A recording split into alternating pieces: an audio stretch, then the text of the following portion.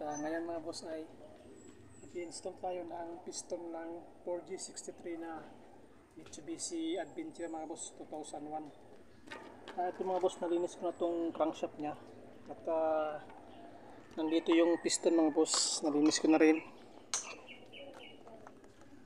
Ito yung piston.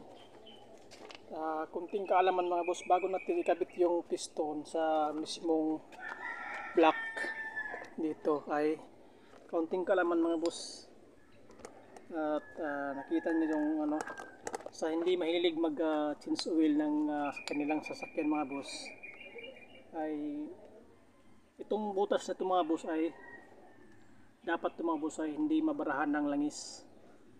Halimbawa mga boss ay hindi kayo nag change oil sa tamang mileage ng inyong sasakyan mga boss, at dahan-dahan niyang matatakpan yung butas na yan. Ngayon mga boss, pag matakpan na yung butas na yan ay yun na yung unang dahilan na madaling masiraan yung mga piston ring, kasi hindi na siya mapasokan ng langis dito kasi barado na yung mga daluyan ng langis. Yung butas na yan tagos na yun dito sa loob. Dapat hindi yan matuyuan ng langis. Kaya dapat nyo sa inyo mga boss, yung sasakyan nyo ay palaging naka-monitor yung pagpapalit ng langis para hindi yan matakpan yung butas na yan. Kasi maliliit yan mga boss.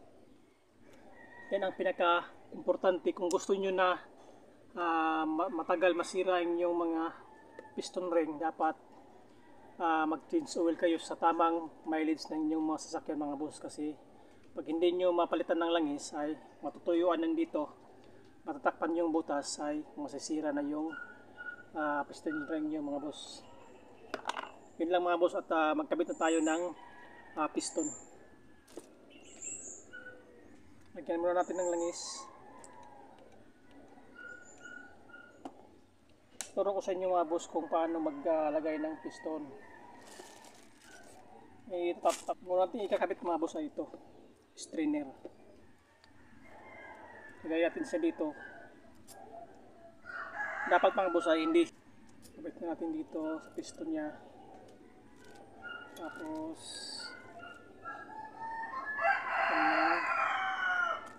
piston.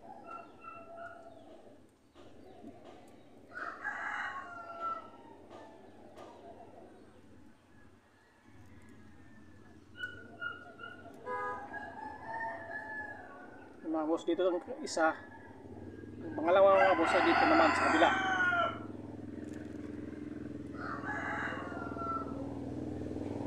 Ang importante lang dito mga boss ay hindi siya magkatapat yung kanyang mga gap. Kailangan magkalayo silang dalawa.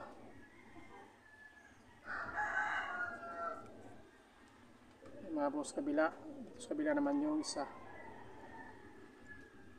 Siguraduhin nyo mga boss yung strainer nya ay lapat na siya. Yun o. Hindi siya kumakalso. Yung mga boss, tapos na tayo. Tapos na tayo sa oil ring.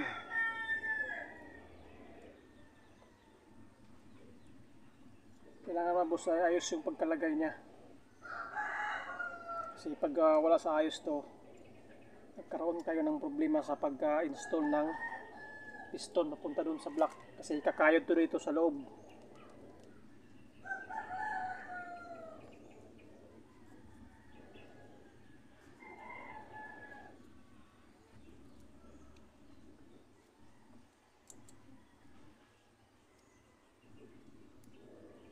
Ayan mga boss. Kaya naman dito na second ring mga bossing, meron naman itong mga marker. Itong letter T na ito mga boss, kita nyo. Letter T na yan, kita nyo. Yan. Yung letter T na yan, kailangan mga boss naka taas.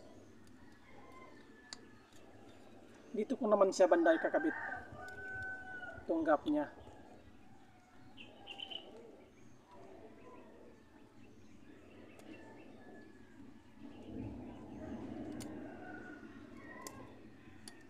Dahan-dahan lang mga boss, baka mabali yung piston. Yan, dito ko yan nilalagay. Yung isa naman mga boss, dito naman sa kabila. Ito yung top ring. Meron pa din mga boss, meron diyang ano, may letter T yan. Nakaharap doon sa taas.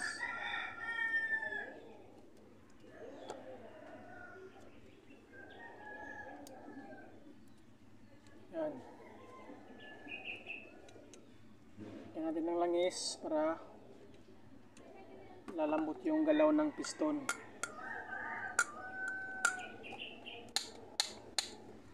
Yan mga boss. Yan po din natin ikabit dito. Ito ay number 2 mga boss. Oh. Okay, number 2 yan.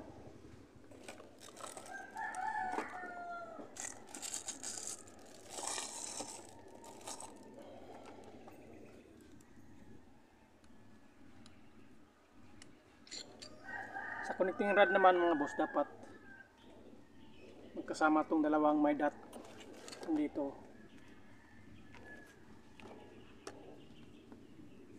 Ngayon mga boss, ikabit na natin dito sa block mismo.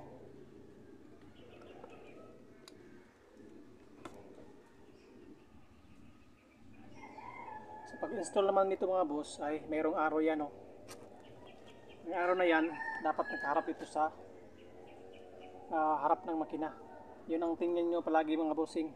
Ito ka nakaharap.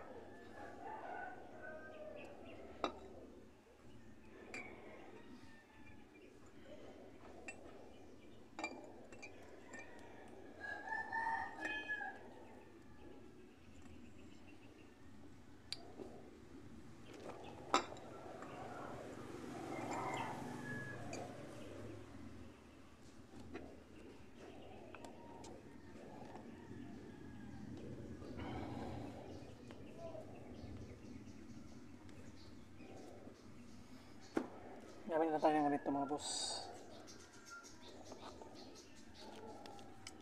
Spring, piston ring, pressure.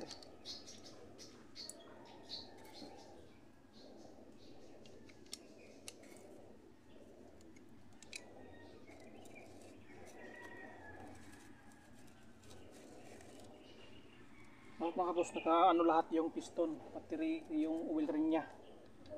Sakop nitong pressure para hindi siya kakalso pagpasok natin. Pag nakaramdam kayo mga boss ng medyo matigas, ay huwag nyo na ituloy, baka mamaya mabali yung ring.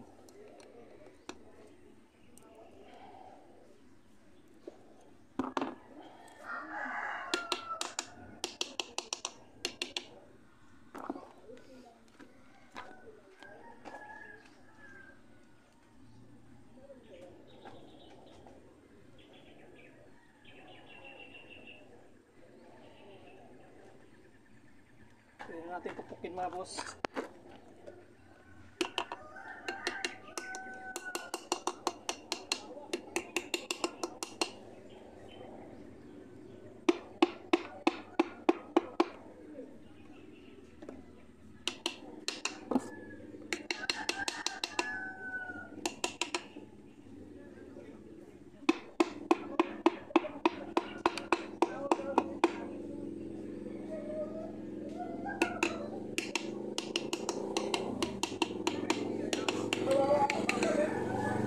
Ating slope.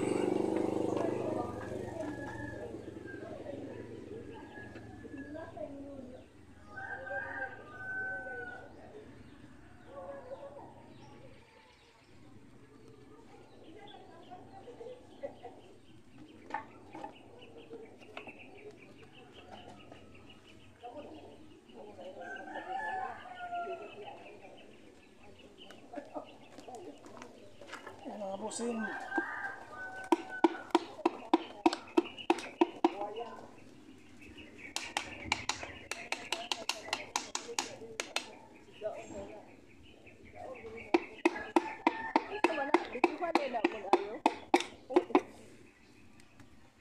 Mga boss, pumasok na.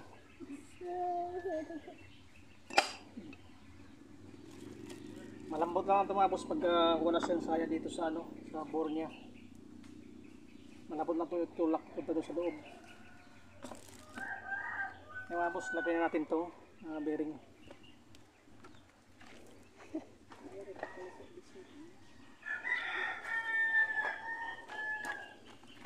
Lagyan na natin ng langis konti.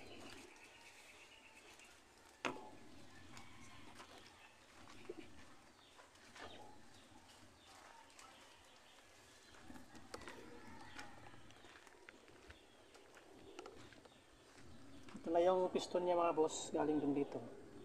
Lagyan natin ng bearing niya. Ito, makasama itong dalawa. Ito may ganito.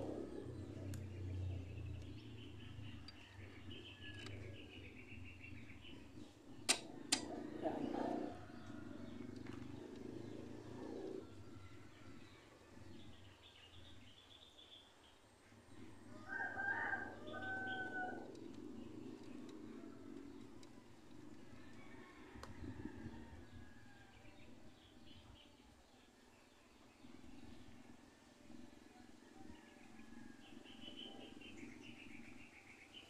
Kasi tayo sa pangalawang piston mga boss. Yan. Hanapin na natin yung piston niya. Saan yung number 3. Kasi yun ang napabor mga boss eh, yung number 3. Kaya ito mga boss, ito yung number 3. Sabitan ko na rin ito ng piston. Install na natin.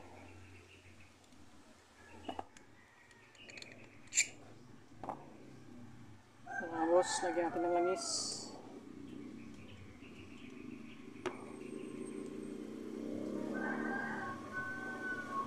Kaya itong piston, lagyan natin ng langis.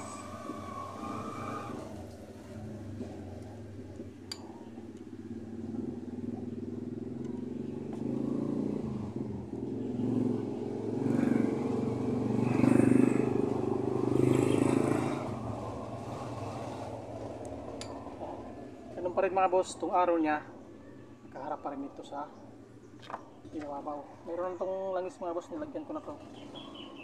Kaya salpak na natin.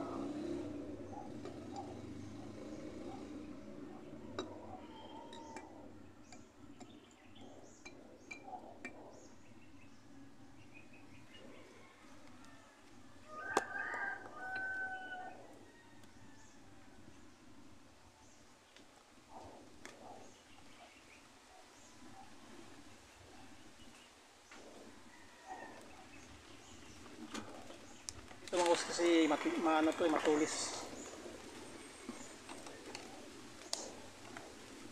Ayan.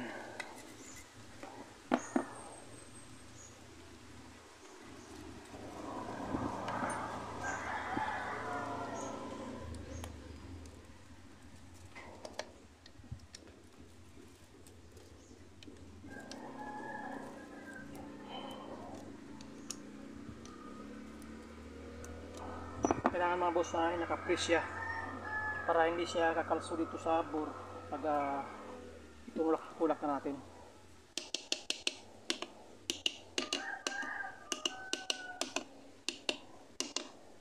At siguraduhin natin yung sa loob naka-align.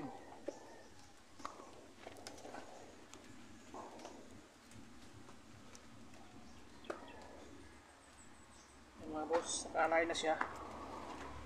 Hindi natin itulak.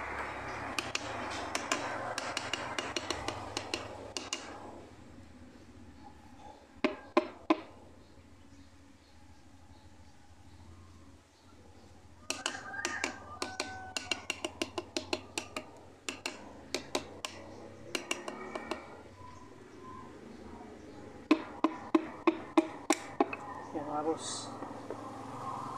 Salpak na. Pag ganito mga boss, naka-align. Magaan naman ito itulak.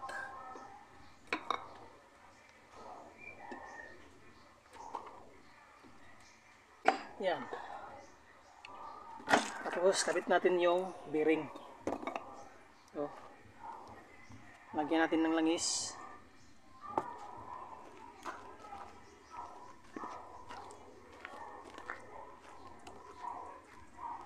mo siya mga boss. Ganun pa rin yung gatla niya. Dapat magkasama silang dalawa.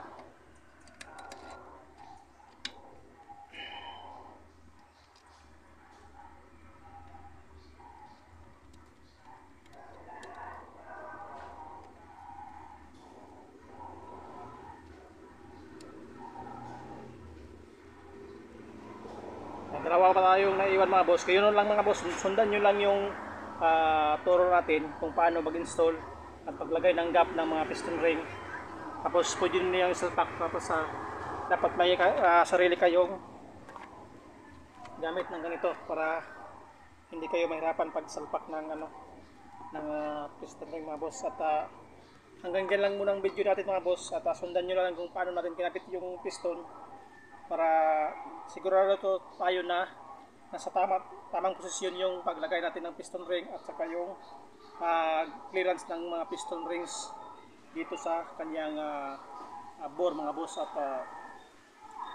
kaya nyo mga boss, patuloy pa rin tayo magbigay ng kaalaman or mga solusyon sa problema ng inyong sasakyan mga boss. At hanggang sa sunod nating video mga boss. At thank you sa inyong panonood at dapat share nyo mga boss. At kung hindi ka pa nakapag-subscribe sa aking channel mga boss, at mag-subscribe ka na para palagi kang updated sa ating mga latest video mga boss. At hanggang dito lang muna ang video natin mga boss. At don't be a parts changer.